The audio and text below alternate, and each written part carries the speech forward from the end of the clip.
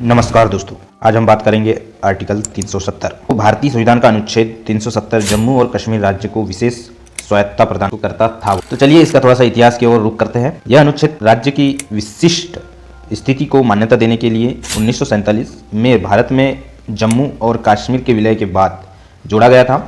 हालांकि यह अनुच्छेद समय के साथ विवादों का कारण बन गया। 2019 को भारत सरकार ने अनुच्छेद 370 को समाप्त कर दिया, जिससे जम्मू और कश्मीर का विशेष दर्जा समाप्त हो गया। इस कदम ने क्षेत्र की राजनीतिक स्थिति को बदल दिया और राष्ट्रीय और अंतर्राष्ट्रीय स्तर पर बहस को जन्म दिया। अनुच्छेद 370 की उत्पत्ति कैसे हुई, कहां से क्या हुआ, इसके बारे में फर्स्ट पॉइंट अपन देखते हैं। अनुच्छेद 370 की उत्पत्ति भारत के विभाजन यानी कि 1947 और रियासतों के भारत या पाकिस्तान में शामिल होने के निर्णयों से जुड़ी हुई है। जम्मू और कश्मीर जो उस समय एक रियासत थी, राजनीति और सांस्कृतिक संदर्भ जटिल था क्योंकि यह मुस्लिम बहुल्य राज्य था एक तरफ से, लेकिन इसका शासक हिंदू था।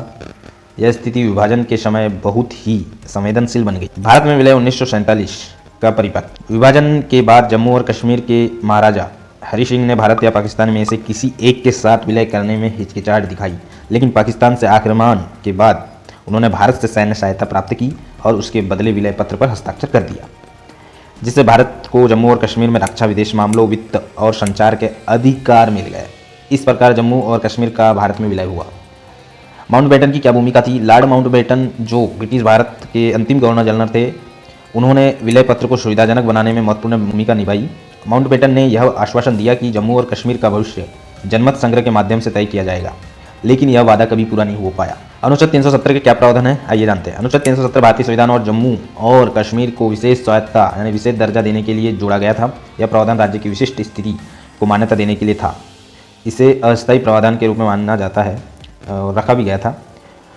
विशेष दर्जा और विलय पत्र क्या था उसके बारे में थोड़ा सा जानते हैं। अनुच्छेद 370 ने जम्मू और कश्मीर को अपने स्वयं के संविधान और एक महत्वपूर्ण स्वायत्तता प्रदान की, सिवाय उन विषयों के जो रक्षा, विदेश मामलों, वित्त और संचार से संबंधित थे। इसके अंतर्गत स्वतंत्र संविधान, जम्मू और कश्मीर का अपना संविधान था जो 26 नवंबर 1956 को लागू हुआ। आंतरिक मामलों में स्वायत्तता, राज्य को अपने स्वयं के कानून बनाने और शासन व्यवस्था करने का अधिकार था, सिवाय उन मामलों के जो विलय पत्र में उल्लिखित थे।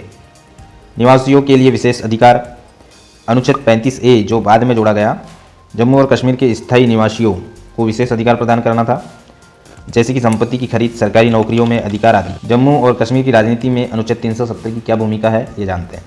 अनुच्छेद 370 ने जम्मू और कश्मीर की राजनीति को प्रभावित किया। यह राज्य की राजनीतिक परिप्रेक्ष्य का महत्वपूर्ण हिस्सा बन गया। भारत के साथ एकीकरण, हालांकि जम्मू और कश्मीर की स्वायत्तता प्राप्त थी, अनुच्छेद 370 भारत के साथ राज्य के एकीकरण का प्रतीक था। यह जम्मू और कश्मीर के राजनीतिक दलों जैसे नेशनल कॉन्फ्रेंस और पीपल्स डेमोक्रेटिक पार्टी यानी PD के लिए विशेष दर्जा की रक्षा के लिए एक बड़ा मुद्दा बन गया। शेख अब्दुल्ला और नेशनल कॉन्फ्रेंस का योगदान क्या था? शेख अब्दुल्ला जो नेशनल कॉन्फ्रेंस के संस्थापक थे, जम्मू और कश्मीर के विशेष दर्जे को बनाए रखने के लिए प्रमुख नेता थे। उनका भारतीय प्रधानमंत्री जवाहरलाल नेहरू से करीबी संबंध था। उन्होंने अनुच्छेद 370 की रक्षा में महत्वपूर्ण भूमिका निभाई। 1975 में इंदिरा गांधी और शेख अब्दुल्ला ने एक समझौता किया, जिसके तहत शेख अब्दुल्ला जम्मू और कश्मीर के मुख्यमंत्री के रूप में लौटे। हालांकि इस समझौते के बावजूद राज्य के विशेष दर्जे को लेकर राजनीतिक विवाद जारी रहा। अनुच्छेद 370 पर उठते विवाद क्या क्या है, देखते हैं। समय के साथ अनुच्छेद 370 राज्य की राजनीति में विवादों का कारण बना रहा। विभिन्न राजनीतिक दलों और नेताओं के अनुच्छेद 370 को समाप्त करने की वकालत की, यह तर्क देते हुए कि यह भारत के अन्य राज्यों के समानता से मना करता है। कश्मीरियल और अलगाववादी आंदोलन, 370 को कश्मीरियत, कश्मीर की विशिष्ट सांस्कृतिक धार्मिक पहचान से जोड़ा गया, लेकिन समय के साथ अलगाववादी आंदोलन तेज हुआ, खासकर 1990 के उग्रवाद के बाद, जिसमें कुछ कश्मीरी समूह ने यह तो स्वतंत्रता की मांग की या पाकिस्तान से जुड़ने की बात की। भाजपा की भूमिका क्या रही?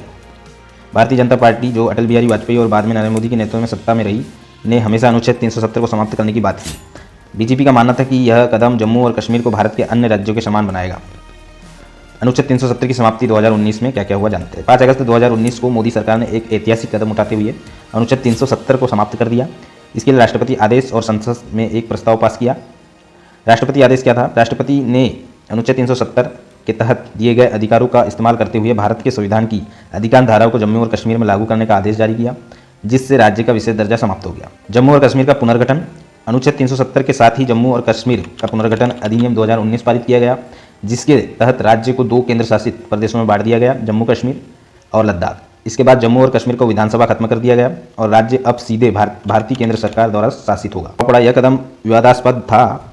समर्थक यह मानते थे कि इससे जम्मू और कश्मीर को पूरा भारतीयता में विलय हो गया, जबकि आलोचक इस क्षेत्रीय अस्थिरता और तनाव बढ़ने वाला कदम मानते थे। पाकिस्तान ने इस कदम का विरोध किया और चीन ने भी इस पर आपत्ति जताई। कानूनी और राजनीतिक प्रतिक्रियाएं। जम्मू और कश्मीर के कई राजनीतिक नेताओं जैसे उमर अब्दुल्ला, महबूबा मुफ्ती ने इस कदम की आलोचना की और इसे अवैध करार दिया। भारत की सर्वोच्च न्यायालय अभी भी इस कदम की संवैधानिक वैधता पर विचार कर रही है। इसके बाद और चल रही बहस क्या क्या हुई। अनुच्छेद 370 की समाप्ति के बाद जम्मू और कश्मीर में कई परिवर्तन हुए।